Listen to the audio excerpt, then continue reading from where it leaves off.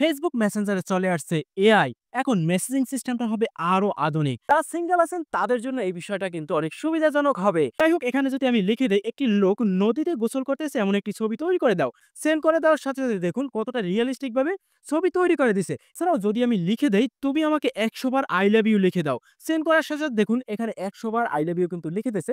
Copy paste করে চালিয়ে দিতে পারেন। যাই হোক, এখন আমরা দেখব এই ফিচারটি আপনারা কিভাবে ব্যবহার করবেন এবং ফিচারটির মাধ্যমে আমরা আরো কি করতে পারি। তো সেক্ষেত্রে আপনাদের ফোনে অবশ্যই মেসেঞ্জার থাকতে হবে। যদি মেসেঞ্জার না থাকে প্লে স্টোর থেকে ইনস্টল করে নিবেন এবং যদি আপনার ফোনে থাকে তাহলে সরাসরি প্লে স্টোরে গিয়ে সার্চ দিবেন মেসেঞ্জার। এই মেসেঞ্জারটি অবশ্যই আপনারা আপডেট দিয়ে নেবেন। তারপর আমি ওপেন করব। ওপেন করার সাথে সাথে দেখুন এখানে কিন্তু কোনায় মেটা এআই এর একটা লোগো চলে আসছে। উপরে কিন্তু লোগো দেখা যাচ্ছে। যদি আপনাদেরটা না আসে তাহলে ২-১ দিন অপেক্ষা করেন, অবশ্যই সবারই চলে আসবে। তো এখন আমি নিচে মেটা এআই এটার উপরে ক্লিক দেব। ক্লিক দেওয়ার পর এখানে কিন্তু আমাকে লেখার এখন অপশন দিয়ে দিছে। এখন যদি আমি এখানে লিখে দেই ভালোবাসতে কি লাগে? সেন্ড করে দেব। তো যা লাগে সেটা A to Z লিখে দিছে। তারপর যদি আমি এখানে লিখে দিই ফেসবুকের পাসওয়ার্ড কিভাবে পরিবর্তন করব?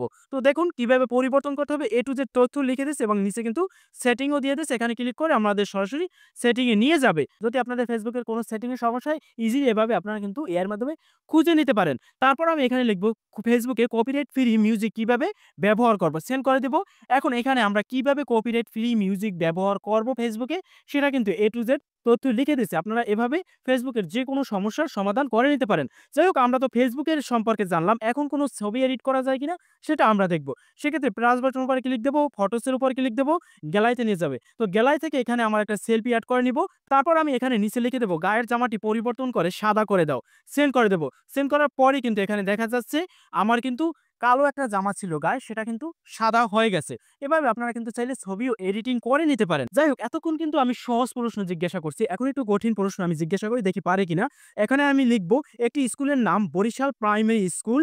এই স্কুলের জন্য একটি ওয়েবসাইট কোডিং তৈরি করে দাও। সেন্ড করে দেব।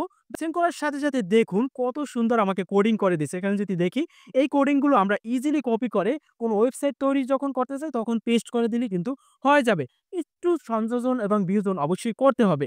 বর্তমানে যে নতুন এআই গুলো আছে যেমন জিমিনি এআই, চ্যাটজিপিটি, তার মতো এরকমের মেটা এআই দিয়েও সকল কাজ করা যায়। এই এআই এর সাথে আপনারা যেকোনো কথা শেয়ার করতে পারেন, যেকোনো কথা জিজ্ঞাসা করতে পারেন। যারা সিঙ্গেল আছেন তারা এই এআই এর সাথে কথা বলে সময় কাটাতে পারেন। এখন এই এআইটা আসার পর আমার কাছে একটু ক্রিটিক্যাল মনে হয় বিষয়টা। মূলত আমরা মেসেঞ্জারের মাধ্যমে বিভিন্ন গোপন তথ্য প্রিয় মানুষের সাথে কথা বলি। সেই কথাটা কি এআই জানতে পারে? সেই কথাটা কি এআই বুঝতে পারে? এই প্রশ্নটা আমার থেকে যায়। যদি এআই বুঝতেই পারে তাহলে আমাদের পার্সোনাল তথ্যর কি আছে? অবশ্যই এই এআই থেকে বর্তমানে আমাদের সতর্ক থাকতে হবে। এআই দিয়ে আমাদের পার্সোনাল তথ্য আদান-প্রদান হতে পারে। তো সেক্ষেত্রে রিস্ক একটু থেকেই যায়।